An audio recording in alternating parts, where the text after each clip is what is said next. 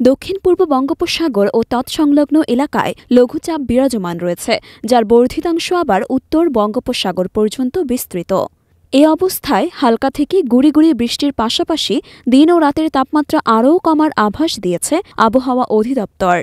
সোমবার ৯ ডিসেম্বর সন্ধ্যায় দেওয়া আগামী ৭২ ঘণ্টার পূর্বাভাসে এ তথ্য জানিয়েছে আবহাওয়া অফিস। পূর্বাভাসে বলা হয়েছে, মঙ্গলবার সন্ধ্যা ৬টা পর্যন্ত অস্থায়ীভাবে আংশিক মেঘলা আকাশসহ সারা দেশের আবহাওয়া প্রধানত শুষ্ক থাকতে পারে। তবে রাজশাহী, ঢাকা, ময়মনসিংহ, খুলনা ও সিলেট বিভাগের দু-এক জায়গায় হালকা অথবা গুঁড়ি গুঁড়ি বৃষ্টির সম্ভাবনা রয়েছে।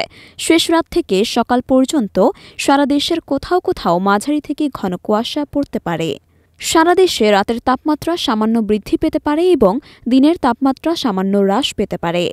পরের দিন বুধবার সন্ধ্যা ৬টা পর্যন্ত অস্থায়ীভাবে আংশিক মেঘলা আকাশসহ সারা দেশের আবহাওয়া প্রধানত শুষ্ক থাকতে পারে। শেষ রাত থেকে ভোর পর্যন্ত দেশের উত্তরাঞ্চলের কোথাও কোথাও মাঝারি থেকে ঘন কুয়াশা এবং দেশের অন্যত্র হালকা থেকে মাঝারি ধরনের কুয়াশা পড়তে পারে। সারা দেশে রাতের তাপমাত্রা ১ থেকে ২ ডিগ্রি সেলসিয়াস পর্যন্ত হ্রাস পেতে পারে এবং দিনের তাপমাত্রা সামান্য হ্রাস পাবে।